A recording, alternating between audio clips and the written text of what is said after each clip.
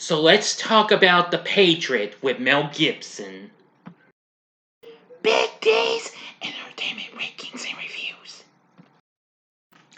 So greetings, my fellow YouTubers, and welcome to Big D's Entertainment Rankings and Reviews.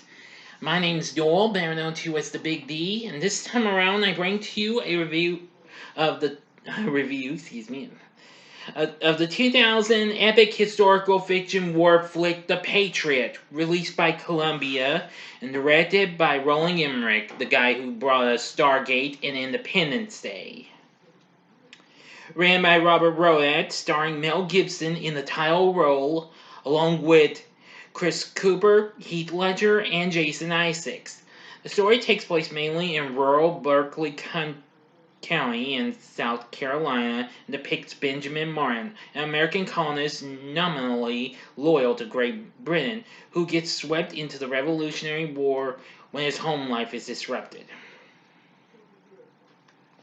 Now according to writer Robert Rodat, he has said that Martin is a composite character based on four historical men: Andrew Pickens, Francis Marion, Daniel Morgan, and Thomas Sumter. The film still did pretty well, and what have you, but it stirred controversy due to its highly fictionalized portrayal of British figures and atrocities, including a historical scene in which a church filled with colonists is locked and burned. But anyway, let's get into the story. During the American Revolutionary War in 1776, Captain Benjamin Martin, a veteran of the French and Indian War and a widower of 7 children, is called to Charleston to vote in the South Carolina General Assembly on a levy supporting the Continental Army. Fearing war against Great Britain, Benjamin abstains. The vote is nonetheless passed, and against his father's wishes, Benjamin's eldest son, Gabriel, joins the Continentals. 2 years later, Charleston falls to the British, and a wounded Gabriel returns home carrying dispatches. The Marines care for both British and American wounded from a nearby battle before British dragoons led by Colonel William Tevington arrive, and they capture Gabriel with the intention of hanging him as a spy and take captive the African-American free men and women who work on Benjamin's land. When Benjamin's second son, Thomas, tries to free Gabriel, he is shot and killed by Tevington, who then orders the Martin's house burned and all wounded Americans executed. After the British leave, Benjamin gives his next 2 eldest sons muskets, and they ambush the British unit escorting the captive Gabriel. Benjamin skillfully yet brutally kills many soldiers with his tomahawk. A British survivor tells Tevington of the attack, earning Benjamin the moniker of the Ghost. Gabriel decides to rejoin the Continentals, and Benjamin soon follows, leaving the younger children in the care of Benjamin's sister-in-law, Charlotte. On their way to the Continental Army's camp, they witness the Southern Continental Army under General Horatio Gates engaging the British Army. Benjamin recognizes the foolishness of the action. Having served in the British Army, sure enough, the Continentals are decisively routed. Benjamin meets his former commanding officer, Colonel Harry Burwell, who makes him colonel of the local colonial militia due to his combat experience, and also places Gabriel under Benjamin's command.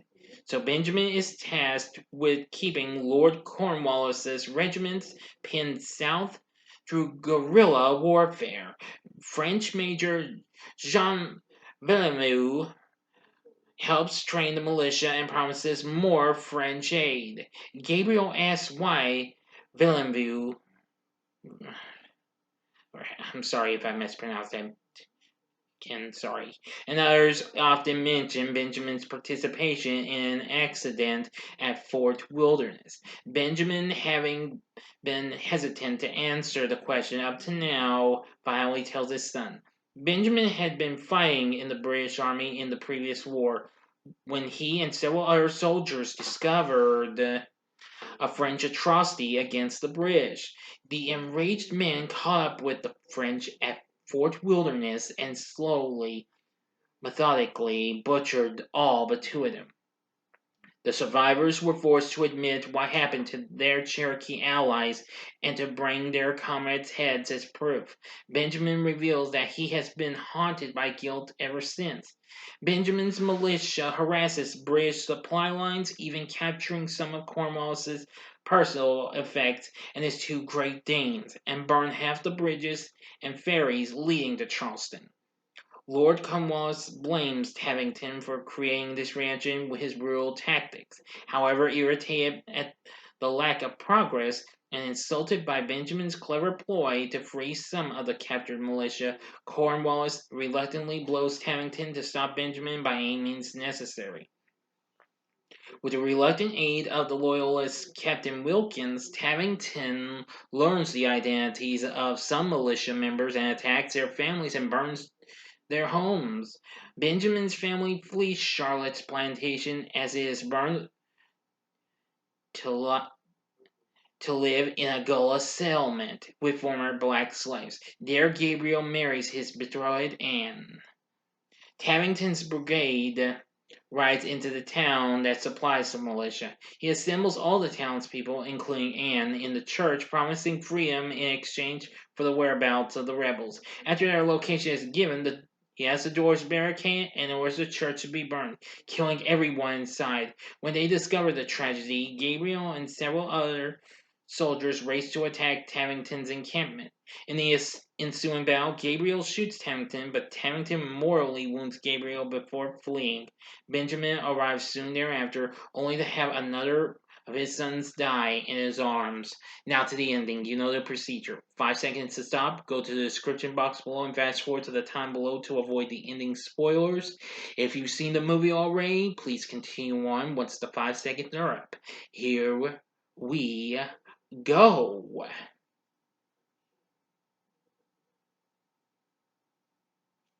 Okay, you've been warned. Benjamin mourns and wavers in his commitment to continue fighting, but is resolved when reminded of his son's dedication to the cause by finding an American flag he repaired. Martin's militia, along with a larger Continental Army regiment, confronts Cornwallis's regiment in a decisive battle near Cowpens. The British appear to win until Benjamin rallies the troops forward against their lines and Tavington rushes to attack him. The two fight and Tavington attains the upper hand, delivering several wounds to Benjamin. Benjamin slumps to his knees and Tavington prepares to deliver the coup de grace.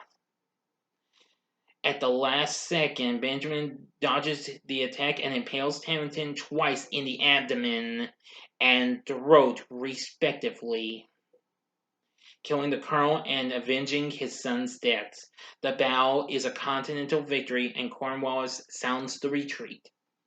After many retreats, Cornwallis is besieged at Yorktown, Virginia, where he surrenders to the surrounding Continental Army and the long-awaited French naval force. After the conflict ends, Benjamin returns with his family, with Charlotte carrying their new baby, and discovers his militia soldiers rebuilding his homestead in their old town road. End of story. So, what did I think of The Patriot? I'm going to say that, well, I've only seen it maybe a few times. I will say it's a pretty epic war flick and what have you. Now, I will say that reviews are mostly mixed in my I read Roger Ebert says that none of it has much to do with the historic reality of the Revolutionary War, but hey, that's understanding. But there have also been false reviews on this and what have you. But it's hard to explain. Anyway, the film did pretty well.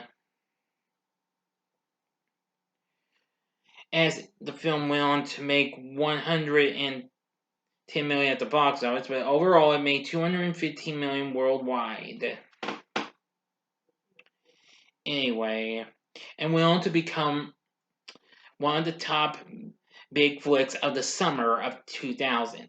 It was nominated for 3 Academy Awards, which were Best Cinematography and Best Original Score and Best Sound. And it also received several Guild Awards as well.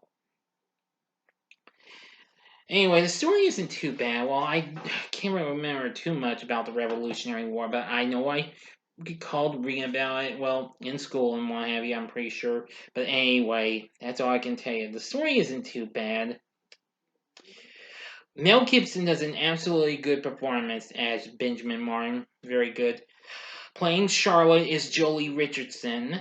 Playing Gabriel is the late, great Heath Ledger. Let's see, playing Anne is Lisa Brenner. Gregory Smith plays Thomas Martin, Benjamin's second son. And Trevor Morgan plays the third son, Nathan Martin, and Brian Chaffin plays Samuel Martin, the fourth son.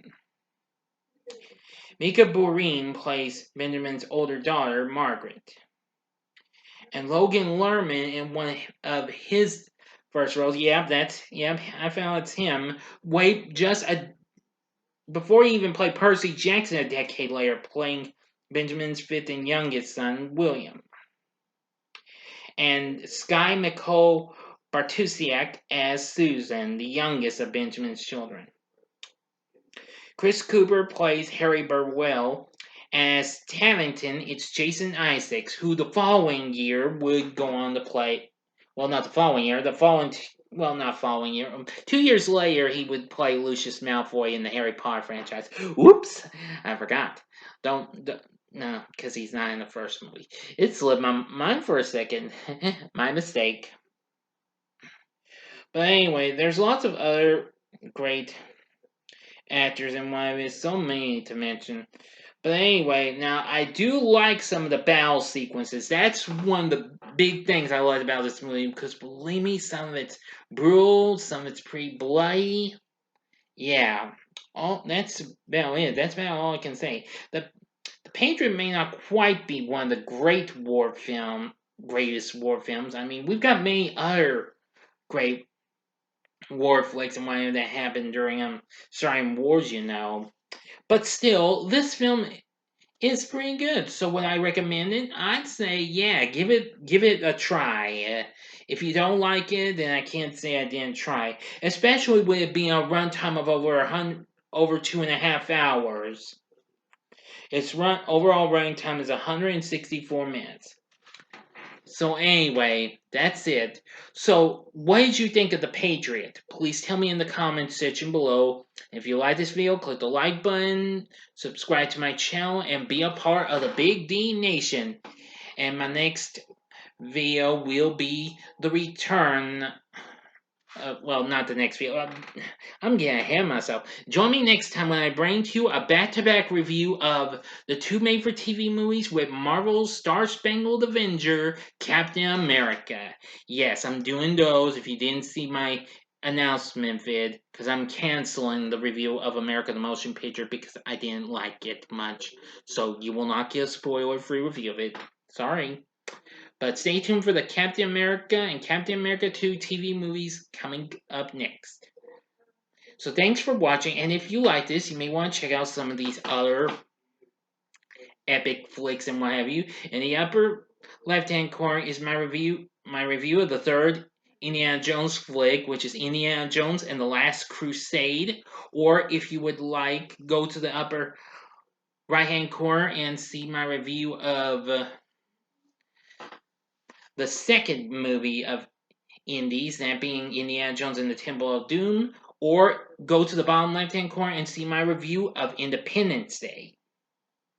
And the bottom right-hand corner is the button you can click to subscribe. If you like rankings and reviews on movies, TV, music, video games, etc., then I'm your guy. Thanks for watching. Until next time, I'm the Big D saying, see ya.